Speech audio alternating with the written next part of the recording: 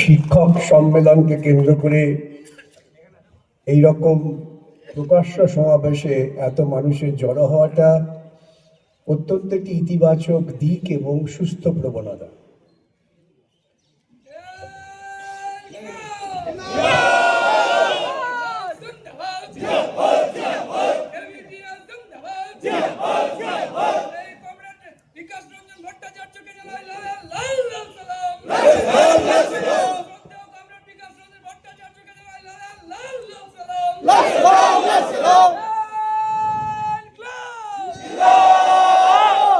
আপনারা লক্ষ্য করেছেন সাম্প্রতিককালে ভারতবর্ষের পরিযায়ী প্রধানমন্ত্রী তিনি উল্লেখ করেছেন মেকলের কথা। অত্যন্ত গুরুত্বপূর্ণ সময়, একটা অত্যন্ত ষড়যন্ত্রমূলক এবং কুশলী বিষয় তিনি হাজির করেছেন। যেহেতু শিক্ষক সম্মেলন কেন্দ্রিক সমাবেশ, এই কথাগুলো আলোচনা না করলে পরে অসম্পূর্ণ থেকে যাবে। এটা ঠিক যে ভারতবর্ষের বুকে যখন ইংরেজরা শাসন করতে এলো, ইংরেজরা শাসন করার আগে তাদের সামনে ছিলেন ব্যবসায়ীরা। আপনারা সকলেই জানেন ইস্ট ইন্ডিয়া কোম্পানি পুঁজিপতিদের ধন সংগ্রহের যে ব্যাপক সংস্থা, তারা ভারতবর্ষের সম্পদ, সেই সম্পদে প্রলোভিত হয়ে, ভারতবর্ষের সম্পদ শুধুমাত্র প্রাকৃতিক সম্পদ ছিল তা নয়, আমাদের বিপুল প্রাকৃতিক সম্পদ।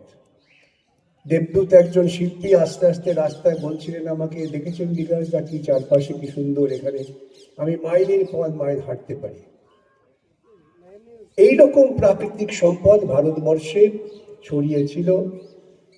খনিজ সম্পদ, জলজ সম্পদ, বায়বীয় সম্পদ, এসবের ঊর্ধ্বে ছিল ভারতবর্ষের মানব সম্পদ।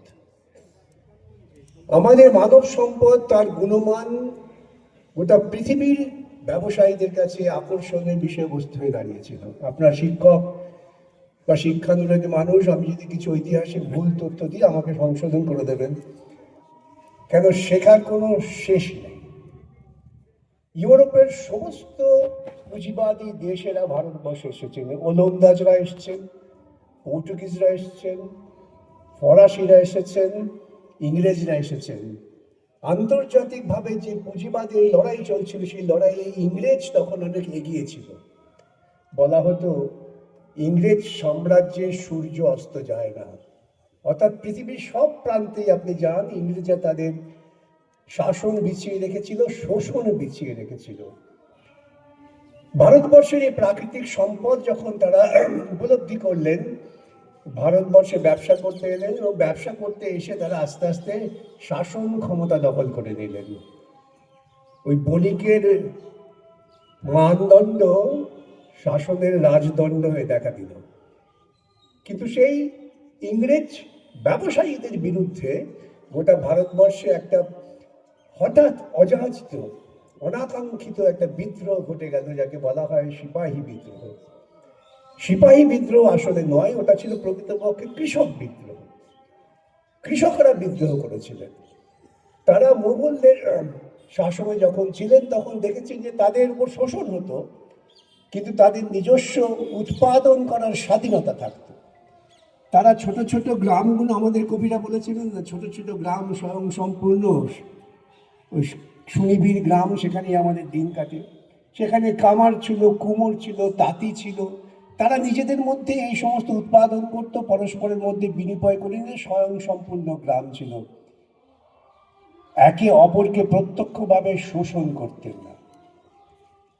এবং সেজন্যই যখন আমাদের দেশে মুঘলরা এসছে, সুলতানরা এসছে, সখুন্দল মুঘল পাঠান সবাই এসেছেন রবীন্দ্রনাথের ভাষায়, তারা এসে এখানে আমার মাটির, আমার মানুষের প্রেমে পড়ে গিয়েছে। বাদশাহ এখানে করতে এসছেন শাসন, এসে আমার ভারতীয় নারীদের প্রতি আকৃষ্ট হয়েছেন, সংসার করেছেন, সন্তান উৎপাদন করেছেন এবং এই মাটিতেই থেকে গিয়েছেন। ইংরেজরা আসার পর দেখা গেল তারা আমার এই মাটির সম্পদ থেকে যা আহরণ করছেন সেটাকে তারা পাঠিয়ে দিচ্ছেন তাদের দেশে সাম্রাজ্য বিস্তারের জন্য। এর বিরুদ্ধে লড়াই হলো, বিদ্রোহ হলো।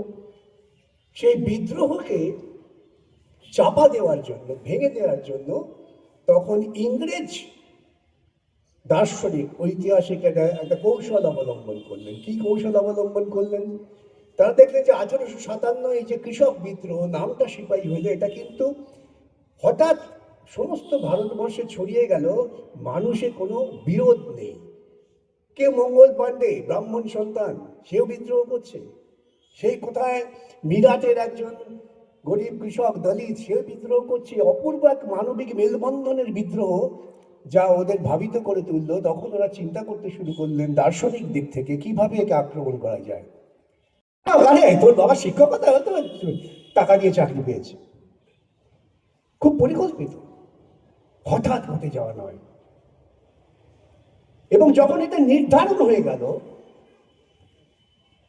তখন পাশাপাশি দেখবেন, আমি জানি না তুফানগঞ্জে হয়েছে কিনা গত এক বছর, কিন্তু আমি বিভিন্ন জায়গায় গিয়ে দেখেছি বড় বড় বাড়ি রংচং করে সাজগোজ করে অমুক ট্রাস্ট নামে প্রাইভেট স্কুল চালু হচ্ছে, সেখানে চলে যাচ্ছে আমার সরকারি স্কুলের ছেলে মেয়েরা। শিক্ষকরা কি করবেন? দুদিন বাদে ঘোষণা করা হবে, ছাত্র নেই, তোমার চাকরি নেই, কাল থেকে পাঠশালা বন্ধ। কাল থেকে পাঠশালা বন্ধ কবে কল্পনা করেছিলেন সত্যজিৎ রায় তার হীরক রাজার দেশে? পাঠশালা চালু করতে হবে, চালু রাখতে হবে। শুধু শিক্ষক বন্ধুদের কাছে আর দীর্ঘ বক্তৃতা করবো না, আমি শুধু আবেদন করব, শুধুমাত্র নিজেদের চাকুরিগত শিক্ষকতাগত যত বিভিন্ন সমস্যা আছে তা নিয়ে লড়তে হবে, কিন্তু সেটাই শেষ নয়। আপনাদের লড়তে হবে শিক্ষার অধিকার প্রতিষ্ঠা এবং প্রসারের জন্য। দরকার পড়লে আমাদের গ্রামে গ্রামে পাড়ায় পাড়ায় গিয়ে ছেলেমেয়েদের নিয়ে আসতে হবে। যাস না প্রাইভেট স্কুলে, আমার স্কুলে আমি তোকে পড়াবো। সম্ভব তো হয়েছে, কেরালা যদি করতে পারে, আমরা কেন পারবো না? কঠিন কোনো কাজ নয়। আমরাই তো পেয়েছিলাম, ম্যাকলে যে সুযোগ দিয়েছিলেন, তার সুযোগ নিয়ে ইংরেজ সাম্রাজ্যবাদের বিরুদ্ধে লড়াই করতে, যেটা মোদির পক্ষে দুঃখ হয়েছে। আজকে মোদি বলছেন ম্যাকলের আগে কি ছিল ভারতবর্ষে? গুরুকুল শিক্ষা। গুরুকুল শিক্ষা মানে কি? উচ্চবর্ণের সন্তান সে শিখবে। একলব্য তুমি দূর থেকে আমার থেকে শিখেছো, তুমি দক্ষ হয়েছো, তোমার দক্ষতাকে আমি স্বীকার করবো না। বলছি গীতা পড়ো, আমার কোনো আপত্তি নেই। আমি বিবেকানন্দের একটা কথা দিয়ে শেষ করব। বিবেকানন্দ বলছেন, ওরে আগে সবার পেটে ভাত দে, তারপর ভাগবত পড়াস। আমরা আওয়াজ তুলি, সবার মস্তিষ্কে ভাত চাই, প্রত্যেককে শিক্ষা দে, তারপর গীতা পড়াস। এই চ্যালেঞ্জটা দিই, সেই চ্যালেঞ্জ নেওয়ার সাহস নেই। কি হবে? এইসব কথা যারা বলছে তাদের ধরে পিটিয়ে দে, খুন করে দে, জেলে পুরে দে, 5 বছর 7 বছর 8 বছর জেলে থাকবে। এইসবের বিরুদ্ধে লড়াই করে আমরা স্বাধীনতা পেয়েছিলাম। মাস্টারমশাইরা আমাদের শিখিয়েছিলেন, আগামী দিনে মাস্টারমশাইরা এই শিক্ষাই দেবেন, বাঁচতে হলে মাথা উঁচু করে বাঁচো, নিজের বিবেক বুদ্ধির ওপর দাঁড়িয়ে বাঁচো, প্রশ্নহীন আনুগত্য নিয়ে বেচো না। প্রতি মুহূর্তে প্রশ্ন করো, কেন কেন কেন, পাগল করে দাও কেন কেন করতে করতে, দেখবে ওরা ভেঙে পড়বে। লক্ষ্য করেছেন আপনারা প্রাইভেটাইজেশনের কি ফল? গত 2 দিন ধরে ভারতবর্ষের বিমান পরিচালন ব্যবস্থা ধ্বস্ত হয়ে গেছে। একটি কোম্পানিকে সব দাও। তারা এখন ঠিক করছেন কোন নীতি, কোন আইন কিভাবে চালু হবে। কোথায় ভারতবর্ষের সরকার? কোথায় মোদীজির হুঙ্কার? কোথায় পদ্ম ফুলের শিকারীদের হুঙ্কার? গীতা পড়ে ঠেকাতে পারবেন আপনারা? মানুষকে যন্ত্রণার মধ্যে ফেলে দিচ্ছেন, তার বিরুদ্ধে আমাদের লড়তে হবে। নমস্কার।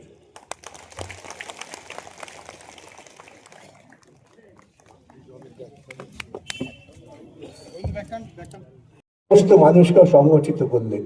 এই কথায় কথায় দেবদূত বলছিল কোন ভগবতীর ছেলে। হ্যাঁ, গ্রাম থেকে উঠে আসা এই ছেলেটা রাস্তা দিয়ে হাঁটতে হাঁটতে সে তো শিখলো, সে সংস্কৃতে পণ্ডিত। তিনি সংস্কৃতে পণ্ডিত হয়ে দেখলেন শুধুমাত্র সংস্কৃত শিখে আমরা ভারতবর্ষকে এগিয়ে নিয়ে যেতে পারবো না। শিখলেন ইংরেজি, লড়াই করলেন ইংরেজ শাসকদের সঙ্গে, এবং বললেন আমার মেয়েদের লেখাপড়া শেখাতে হবে। কি শেখানো হতে মেয়েদের? ওরে বাবা, লেখাপড়া শিখো না, লেখাপড়া শিখেছো কি তুমি বয়সে বিধবা হয়ে গেছো, ব্যাস। আর বিধবা হলে তোমার তো কাণ্ড বুঝতে পারছো, সারা জীবন লোকে লাঠি ঝাঁটা করে থাকতে হবে, কিংবা তোমাকে ধরে আগুনে ফেলে দেওয়া হবে। এখন দেখুন কবে রামমোহন লড়াই করেছেন, যেটা অত্যন্ত অন্যায়, অসামাজিক, মানব সভ্যতা বিরোধী। কিছুদিন আগে দেখেছেন বিজেপির এক নেতা, একটি রাজ্যের মন্ত্রী, তিনি বলছেন রামমোহন হিন্দু বিরোধী ছিলেন। এবং ঘটনাচক্রে 3 দিন আগে আমি রামমোহন লাইব্রেরিতে একটি বক্তৃতায় বলেছিলাম যে রামমোহন রায়কে বিজেপি আরএসএস মনে করেন তারা হিন্দু বিরোধী। কেন? তো ওদের কাছে হিন্দু হিন্দু সাধারণ বহু মানুষ আছেন যারা ধর্মপ্রাণ, তাদের চিন্তার সঙ্গে বিজেপি আরএসএস হিন্দুর চিন্তার মিল নেই। ওরা রামমোহনকে কেন বিরোধিতা করছে জানেন? এ প্রসঙ্গে আরেকটা কথা বলা উচিত। রামমোহন কিছু অনুরাগী তারা লন্ডনের বুকে ইন্ডিয়া হাউসে রামমোহনের একটা প্রতিকৃতি বসাতে চান, কিছুতেই অনুমতি দিচ্ছে না কেন্দ্রীয় সরকার। দুদিন আগে আমিও জয়শঙ্করকে বললাম ব্যাপারটা কি, আপনাকে কেন দিচ্ছেন না বলুন। না না না, আমি তোমাকে জানাচ্ছি জানাচ্ছি। আসলে রামমোহন একজন অত্যন্ত শ্রদ্ধেয় স্মরণীয় ব্যক্তিত্ব হিসেবে ইংল্যান্ডের তরুণ সমাজের কাছে খুব প্রাণিত। ব্রিস্টল শহরে রামমোহনের একটি স্ট্যাচু আছে, খুব বড় স্ট্যাচু, জ্যোতিবাবুরা করে দিয়েছিলেন। মহা বাজে লোক, এই জ্যোতিবাবুরা সর্বনাশ করে দিয়ে গেছেন ভারতবর্ষে। কেন রামমোহনের স্ট্যাচু বসাতে গেল? উচিত ছিল ওখানে গোলমালকারের স্ট্যাচু বসানো। রামমোহনের স্ট্যাচু বসিয়েছেন একজন ভদ্রমহিলা, তিনি বলছেন আমার প্রত্যক্ষ অভিজ্ঞতা, ইউসি আমি রোজ বিকেলে এখানে বসে থাকি, যখনই কোনো ছেলে মেয়ে দেখি তাকাচ্ছে তাকে গিয়ে ধরি। কেন ধরো? তো তাদের বোঝায় যে ইমানসিপেশন অফ উইমেন বলতে কি বোঝো সেটা আগে রামমোহনকে দেখেছে। নারীদের এই মুক্তি, সেই মুক্তির দিশারি ছিলেন রামমোহন রায়। এটা তো বিজেপির পছন্দ না। বিজেপির অনেক মহিলা মাঝে মাঝে গলা ফাটায়, তাদের আমি একান্তে মাঝে মাঝে একটু ঠাট্টা করে বলি যে চিতা তৈরি করছি, রুটি থাকো। এই ম্যাকলে যখন আমাদের ইংরেজি শেখাচ্ছিলেন তার সাম্রাজ্যবাদী দৃষ্টিকোণ থেকে, সেই সুযোগ নিয়ে যখন আমরা হু করে এগিয়ে গেলাম, যার নেতৃত্বে দিলেন পশ্চিমবাংলার, মূলত পশ্চিমবাংলা বা যুক্তবঙ্গ তখন ছিল, আজকে পশ্চিমবঙ্গ বলা হচ্ছে, যুক্তবঙ্গের বুদ্ধিজীবী, তাদের সুবিধা হয়েছিল কেন? তখন ইংরেজ শাসনের মূল কেন্দ্র ছিল কলকাতা বা বাংলা। তা শাসন করতে তুমি আমায় শেখাচ্ছ ডিওজি মানে ডগ, আমি কেন জিজ্ঞাসা করবো না জিওডি মানে কি? তো আমি কেন বলবো জিওডি উল্টে গেলে কি হয়? এই যে প্রশ্ন করার বিষয়টা, সেটা ক্রমশ ক্রমশ আমাদের বাঙালি বুদ্ধিজীবীদের অনেক বেশি প্রাণিত করলো। আমরা গোটা ভারতবর্ষকে নতুন পথ দেখালাম, বললাম আমরা দেশকে মুক্ত করতে চাই। তার জন্য সবচেয়ে বড় হাতিয়ার কি? শিক্ষা এবং শিক্ষক। শিক্ষক কেন? ছোট্ট একটা জেলা চট্টগ্রাম, তার অঙ্কের শিক্ষক এইরকম টিকটিকে চেহারা, সুজিতের থেকেও টিকটিকে চেহারা। তিনি কংগ্রেসের নেতা, গান্ধীজির সত্যাগ্রহে মানুষ খুব আপ্লুত, তিনি তাদের সংগঠিত করছেন। কিন্তু তিনি মনে মনে বুঝতে পারছেন যে ইংরেজদের যদি না পেটাই এরা ভদ্র হবে না। আমি একটু গেও ভাষায় বললাম, ব্যাপারটা তাই।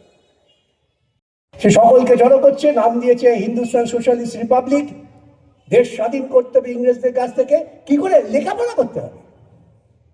তারা গুপ্ত আড্ডায় রক মিউজিক করছেন না, কি জাগু ডান্স না কি আজকাল বলে শুনছি, সেসব করছেন না। কি পড়ছেন? মার্কস লেনিন করছেন। সেই ভগৎ সিং তিনি আদালতে বোম ছুড়লেন। এগুলো আমি এই জন্য বলছি, আপনারা সকলেই জানেন, কিন্তু এই কথাগুলো না বললে মনে হয় আমার ইতিহাসের প্রতি বিশ্বাসঘাতকতা করা হবে। তখন তাকে সন্ত্রাসবাদী আখ্যা দেওয়া হলো। তিনি বললেন আমি মোটেই সন্ত্রাসবাদী নই, আমি বোম ছুড়ে কাউকে মারতে চাইনি। কেন বোম ছুড়লে? যে ঘুমন্ত ভারতবাসীকে জাগ্রত করার জন্য, ওঠো জাগো আর ঘুমিও না। এই ভারতবর্ষের ব্রিটিশ শোষণে আমরা ক্লিষ্ট হয়ে পড়ছি। স্বাধীনতা এলো কিভাবে এলো? তখন দ্বিতীয় বিশ্বযুদ্ধ চলছে, একদিকে হিটলারের নেতৃত্বে ফ্যাসিবাদ, আরেকদিকে আরেকটি অংশ যেখানে বিভিন্ন দেশ আছে, ইংরেজরাও আছে। হিটলার জয়ী হলে পৃথিবীর সভ্যতা ধ্বংস হয়ে যাবে, রবীন্দ্রনাথ খুব চিন্তিত। সমস্ত বিশ্বের বুদ্ধিজীবীদের এক জায়গায় জড়ো করে ফ্যাসিবাদ বিরোধী ফ্রন্ট তৈরি করছেন রবীন্দ্রনাথ। তিনি অত্যন্ত অসুস্থ। জিজ্ঞাসা করছেন ওখানে কি হলো, ভারতবর্ষে কি হচ্ছে পরের কথা, ওখানে কি হলো কেন? না, ফ্যাসিবাদ যদি জয়ী হয় তবে মানব সভ্যতা ধ্বংস হয়ে যাবে। রবীন্দ্রনাথ রাজনীতিবিদ ছিলেন না, ছিলেন একজন মানবিক, দূরদৃষ্টি সম্পন্ন, চেতনা সম্পন্ন মানুষ। তিনি যখন মৃত্যুশয্যায়, তখন তার কাছে খবর দিলেন তার সেক্রেটারি অমিয় চক্রবর্তী যে হিটলার পরাজিত হয়েছে। রবীন্দ্রনাথ উল্লসিত হয়ে উঠলেন, যার তাহলে সভ্যতা বাঁচল। সেই সময় দাঁড়িয়ে ইংরেজরা ভাবলেন ওখানে তো হিটলার পর্যন্ত হেরে গিয়েছে কমিউনিস্টদের কাছে, আর বেশি দিন এখানে টিকে থাকা যাবে না, অতএব তাড়াতাড়ি হস্তান্তর করো। ক্ষমতা হস্তান্তরিত হলো। কি লক্ষ্যে আমরা পৌঁছলাম, এটা দিয়ে আমি আমার আলোচনার শেষ প্রান্তে আসি। এই যে ইংরেজরা চলে যেতে বাধ্য হলেন, তখন ইংরেজরা যাওয়ার আগে একটা পরিকল্পনা করলেন যে এত বড় ভারতবর্ষ যদি যূথবদ্ধ থাকে, তাদের যদি ঐক্য থাকে, তাহলে আমাদের পুঁজিবাদের যে মূল ভিত, শোষণের যে মূল ভিত, তাকে এরা ছুঁড়ে উপড়ে ফেলে দেবে। অতএব এমন কৌশল অবলম্বন করো যাতে এরা ঐক্যবদ্ধ না থাকতে পারে। একই সময়ে প্রায় কয়েক বছরের পার্থক্যে আরএসএস এবং মুসলিম লীগ তৈরি হয়ে গেল। আরএসএস এর আগে ছিল হিন্দু মহাসভা। তারা বললেন না, হিন্দু মুসলমান একসঙ্গে থাকতে পারে না। বাস্তবতা কি? যারা পাশাপাশি বসবাস করেন তারা কি দেখেছেন যে হিন্দু মুসলমান একসঙ্গে খুব থাকতে পারে। ভাই ভাই ঝগড়া হয় না? আমরা 5 ভাই বোন একসঙ্গে বড় হয়েছি, রোজই তো কারো না কারোর সাথে বিভিন্ন মারামারি হতে পারে। বাবা এসে বেড দিয়ে সবাইকে পেটাতেন, কিন্তু একটা ঐক্য ছিল। ঈদে যেতেন সিন্নি খেতে, আবার অন্য পুজোতে সবাই আসতেন। এটা গান আছে না, কি দুর্গা দেখলাম চাচি, কিন্তু দুর্গাতে দেখতে গিয়ে দেখেছে এসব মূর্তি টুর্তি আছে, সে যে গান করছে। এই ঐক্যটাকে ভাঙার চেষ্টা করছেন তারা। বললেন দ্বিজাতি তত্ত্ব চলবে, হিন্দু মুসলমান আলাদা হয়ে যাক। ইংরেজরা বললেন বাবা তোমরা মারামারি করছো করো, নিজেরা ঠিক করে দাও, আমরা চললাম। সেই পরিকল্পনায় আমাদের দেশ বিভাজিত হল। বিভাজিত হয়ে যারা ইসলামকেই একমাত্র তাদের অবলম্বন করেছিলেন, তারা পাকিস্তান তৈরি করলেন। এই জায়গাটা বুঝতে হবে। তারা পাকিস্তান, ইংরেজরা ভাগ করে দিয়ে গেল। ওরা বললেন আমরা পাকিস্তান, আমরা ইসলাম চাই। আমরা যেখানে আমি জন্মেছি, আপনি জন্মেছেন, তারা কিন্তু বলেনি যে আমি হিন্দু চাই। তারা বলছে এত বড় ভারতবর্ষ যার বৈচিত্র্য আছে, যেখানে রবীন্দ্রনাথ বলছেন শখ উদ্দাত মোগল পাঠান এক দেহলীন, এসো হয়ে আর্য, এসো অনার্য, হিন্দু মুসলমান, সকলে এসে মেলো এই ভারতবর্ষের মহামানবের সাগর তীরে। এখানে কি করে চলবো আমরা? সংবিধান সভা তৈরি হলো যে আমাদের একটা ঠিক করতে হবে আমরা কি করে চালাবো দেশ। ভারতে আমরা তো কখনো শাসক ছিলাম না। আমরা তো ইংরেজদের কাছে 200 বছর, মোগল সুলতানদের কাছে 500 বছর, প্রায় 700 বছর তো আমরা পরাধীনতার আগলে ছিলাম। আমরা শাসক ছিলাম না। শাসক হব, কিভাবে হব, চালাবো, তাহলে একটা নির্দিষ্ট গাইডলাইন চাই। তাই সংবিধান সভায় আলোচনা হচ্ছে। আমি 2-3টে কথা বলবো। এই সংবিধান সভায় তখন আলোচনা হচ্ছে না আমাদের মধ্যে হিন্দু রাষ্ট্র করতে হবে, কারণ অধিকাংশ মানুষ হিন্দু, হিন্দু রাষ্ট্র করো। এইসব যখন ঝগড়া হচ্ছে, তখন একজন, তিনি হচ্ছেন আদিবাসী নেতা, তিনি উঠে বললেন এগুলো একটাও কিন্তু আমার কথা না, সমস্ত আমি একদম তথ্য ভিত্তিক কথা বলছি, যারা কনস্টিটিউয়েন্ট অ্যাসেম্বলি ডিবেট পড়বেন তারা জানতে পারবেন। তিনি উঠে বললেন ওহে বাবুরা, তোমরা যারা ধর্ম করছো, তোমরা সবাই তো বিদেশি। ভাবুন, কি তার পর্যবেক্ষণ এবং সঠিক ঐতিহাসিক পর্যবেক্ষণ।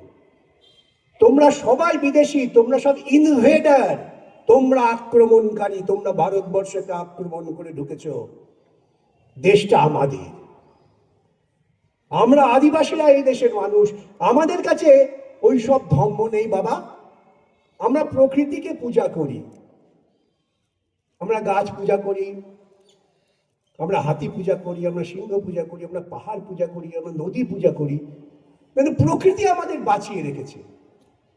আস্তে আস্তে দেবদূত দুঃখ করছিল, ওই কোথায় কোথায় বেড়াতে যায়, দেখে সামনে 4টে গাছ আছে, ভেতরে সব পরিষ্কার হয়ে গেছে।